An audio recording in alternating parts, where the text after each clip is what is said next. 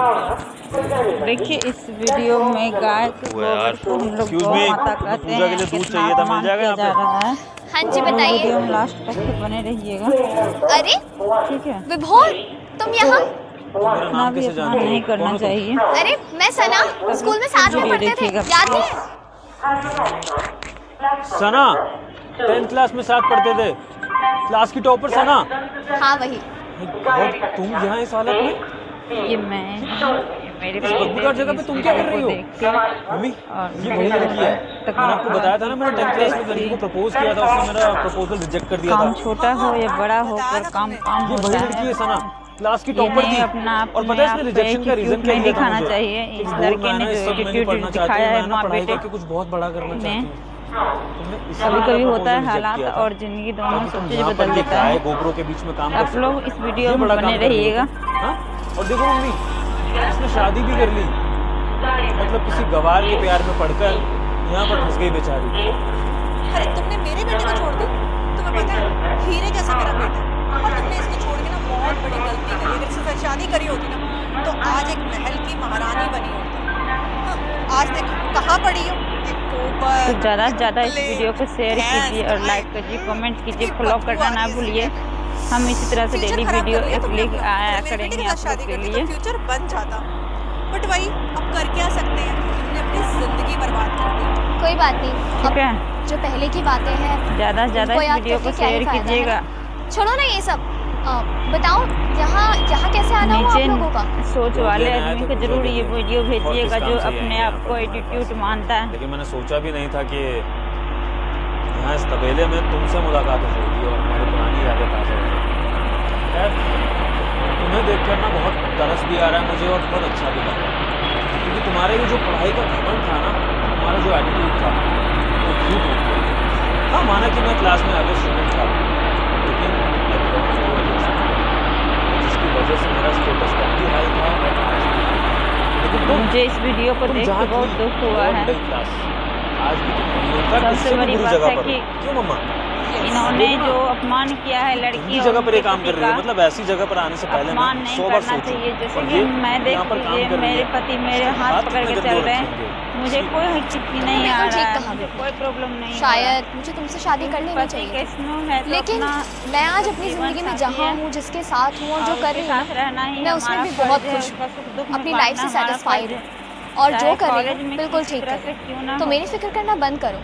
और हाँ, बाकी आप लोगों को कितना दूध चाहिए वो बता दीजिए। वो तो तुम कहने के लिए बोल रही हो, मुझे अच्छे से पता है कि तुम इस गंदी सी जगह में, इस छोटे से गाय तबेले के काम में बिल्कुल भी खुश नहीं होगी। और मुझे आज इस तरह से देखकर तुम्हें बहुत ज़्यादा फील हो रहा होगा, बहुत गिल्ट हो रहा होगा कि तुमने उस टाइम मुझे हाँ क्यों नहीं करी, क्योंकि अगर हाँ कर देती तो तुम्हारी लाइफ ही कुछ और होती, तुम्हें यहाँ पर फंसना नहीं पड़ता।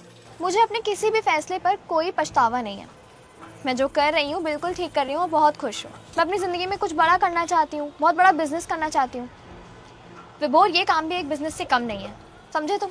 डेयरी संभालना, गाय भैंसों को संभालना, हर चीज़ यहाँ पर मेंटेन करना, हर चीज़ का हिसाब करना आसान बात नहीं होती। मेरे पास ना तुम्हारे लिए एक प्रपोजल है, अगर तुम चाहो तो अभी भी मेरा बेटा तुमसे शादी कर लेगा, क्योंकि तुम बहुत सुंदर हो और मेरा बेटा ना तुम्हें रानी बना के रखेगा। अब सोच लो, तुम्हें यहाँ की नौकरानी बनना है या मेरे बेटे की महारानी? हाँ मम्मी, ये तो आपने बहुत सही आइडिया दिया।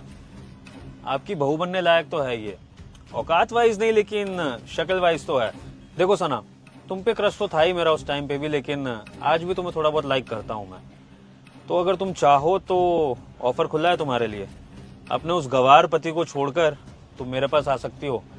बहुत ऐश कराऊंगा तुम्हें, और तुम्हें यहाँ पर एक गाय भैंसों के पास ये सब करने की जरूरत नहीं पड़ेगी। रानी बन के रहोगी, रानी, क्योंकि मैं बहुत अच्छा काम करता हूँ, वेल सेटल्ड हूँ मैं। तो बताओ, ऑफर मंजूर है? विभोर, मुझे बहुत ही ज़्यादा अफसोस हो रहा है ये सोचकर कि तुम्हारी और तुम्हारी मम्मी दोनों की ही ऐसी थिंकिंग है। तुम सोच भी कैसे सकते हो कि मैं ऐसी बात के लिए हाँ कहूँगी? सना, तुम अभी तक यहाँ खड़ी हो? अरे वो ग्राहक इंतजार कर रहे हैं, वो प्ले भरवाओ जल्दी से इसमें, ये लो। What? मम्मी देख रहे हो आप, इस गवार के लिए इसने मेरा प्रपोजल रिजेक्ट कर दिया। तो ये है तुम्हारा गवार पति? हाँ, बहुत हैंडसम लग रहा है। सीरियसली तुम्हारा पति तो कुछ ज्यादा ही अच्छा है। इसके लिए तुमने मेरे बेटे को रिजेक्ट किया था, इसके लिए? बेटा अगर ऐसे से भी शादी करनी थी तो कम से कम पैसा ना सही शक्ल तो देख लेती, जो तुम्हारे साथ चलते हुए खड़े होते हुए अच्छा लगे। ये क्या गवार ढूंढ लिया है, जो गोबर उठाता है, उपले उठाता है। छी। वैसे सना, तुमने अगर इतने ही गंदे इंसान से शादी करनी थी तो मेरा प्रपोजल एक्सेप्ट कर लेती। हाँ माना, थोड़ा सा ईगो है मुझ में, लेकिन कम से कम तुम्हारा एक स्टेटस तो मेंटेन रहता ना। लोगों के आगे मेरे साथ चलती, गाड़ी से निकलती तो तुम्हें भी अच्छा लगता। अब तुम इस गवार से पति के साथ निकलती होंगी, लोग कितना गलत सोचते होंगे तुम्हारे बारे में, हंसते होंगे तुम पर। और मेरी तरह तुम्हारा कोई पुराना स्कूल फ्रेंड मिल जाता होगा तो वो तो बेचारा तुम्हारा मजाक ही उड़ाता होगा कि कैसी लड़की है, कैसी चॉइस है इसकी। तुम्हें खुद को शर्म नहीं आती अपने इस पति को ऐसे देखकर? मैं तो उसको अभी 2 मिनट में नहीं झेल पा रहा और तुम तो उसके साथ उठती बैठती हो। तुम इसको कैसे झेलती हो? कम ऑन यार Sana, I was much better option. क्यों नहीं चूज किया तुमने मुझे?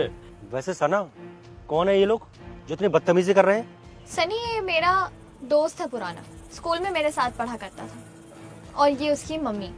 क्या तुम्हारे स्कूल के दोस्त है? अरे तुम्हारे स्कूल के दोस्त आए, उनकी मम्मी आई है और तुमने उनको ऐसे खड़ा करके रखा है। अरे चाय पानी नाश्ता कुछ तो कराओ। रुको, मैं इंतजाम करता हूँ। नहीं नहीं सनी, उसकी कोई जरूरत नहीं है, क्योंकि मैं इन लोगों को इस लायक ही नहीं समझती कि इन्हें अपने घर में बिठाकर इनकी मेहमान नवाजी करूं। घर पर आने वाला मेहमान भगवान का रूप होता है, आपने तो सुना ही होगा ना। लेकिन आप लोगों की सोच और बातों से ऐसा नहीं लगता कि आप भगवान का रूप हैं और आपकी मेहमान नवाजी की जाए। क्या कह रहे थे मुझसे विभोर तुम? कि मैंने अपनी जिंदगी में क्या ही कर लिया? अगर मैंने इस इंसान से शादी की तो क्या देखा मैंने इसके अंदर? ना शक्ल, ना पैसा और ना ही स्टेटस। मेरे इस काम की भी बेइज्जती कर रहे थे आप। विभोर मुझे एक बात बताना, महीने का कितना कमाते हो तुम? 1.5 lakh per month. 1.5 lakh rupees. और तुम्हें लगता है कि तुम बहुत सारे पैसे कमाते हो। मैं तुम्हें एक बात बताती हूँ, तुमसे जैसा मैंने कहा था ना स्कूल के दिनों में कि मैं अपनी जिंदगी में कुछ अच्छा करना चाहती हूँ, एक बहुत ही बड़ा बिजनेस खोलना चाहती हूँ, मैं आज वही कर रही हूँ। तुमसे पहले भी कहा था, मैं जिंदगी में जहाँ हूँ, जिसके साथ हूँ और जो कर रही हूँ बिल्कुल ठीक कर रही हूँ और अपनी लाइफ से सेटिस्फाइड हूँ। मुझे अपने किसी भी फैसले पर कोई पछतावा नहीं है। तुम्हें मालूम है, ये जो डेयरी का हमारा काम है ना, इसमें ये जो उपले रखे हैं यहाँ पर, ये गाय के गोबर से बनते हैं, ये बेचे जाते हैं और फिर उसी गोबर से अगरबत्तियाँ भी बनती हैं, वो भी बेची जाती हैं।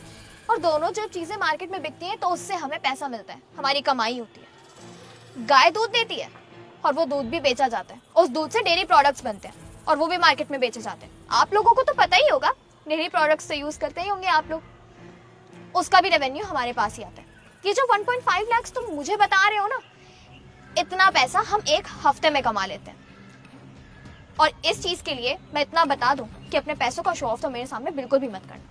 और तुम ये भी कह रहे थे कि मैंने तुम्हें क्यों नहीं चुना और इनको क्यों चुना, तो मैं तुम्हें बता दूं, तुम्हारी जो यहाँ पर बातें थी ना, उसी से साबित हो जाता है कि तुम्हारी सोच किस तरह की है, तुम्हारा परिवार किस तरह का है। और मुझे इस तरह के एनवायरनमेंट में रहने का कोई शौक नहीं है। मैं अपने पति के साथ खुश हूँ क्योंकि उनके अंदर जो इनर पर्सनालिटी है ना, वो तुमसे कहीं ज्यादा बेहतर है।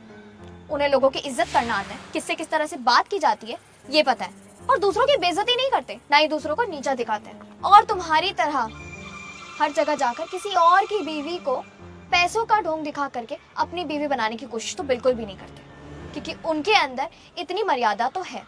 और मेरा जो परिवार है ना, वो भी बहुत ही ज़्यादा अच्छा है, उनके अंदर भी संस्कार है, उन्हें भी पता है कि दूसरों के साथ किस तरह से पेश आया जाता है, किससे कैसे बात की जाती है।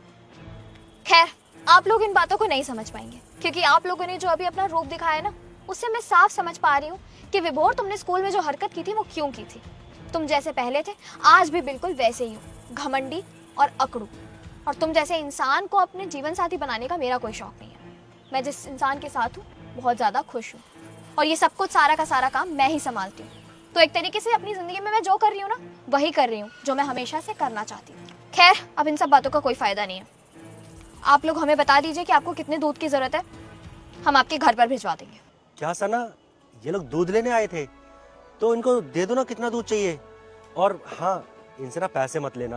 अभी तुमने बताया ना कि तुम्हारे पुरानी जान पहचान के हैं, तुम्हारे साथ स्कूल में पढ़ा करते थे, तुम्हारे दोस्त हैं, तो इनसे ना दूध के पैसे मत लेना। दे दो उनको जितना दूध चाहिए। नहीं चाहिए कुछ। चलो मम्मी। चल बेटा। अच्छा छोड़ो, तुम अपना मूड मत खराब करो। चलो पोपले भरवा दो। बाहर ग्राहक ना बहुत देर से इंतजार कर रहा है। अच्छा हाँ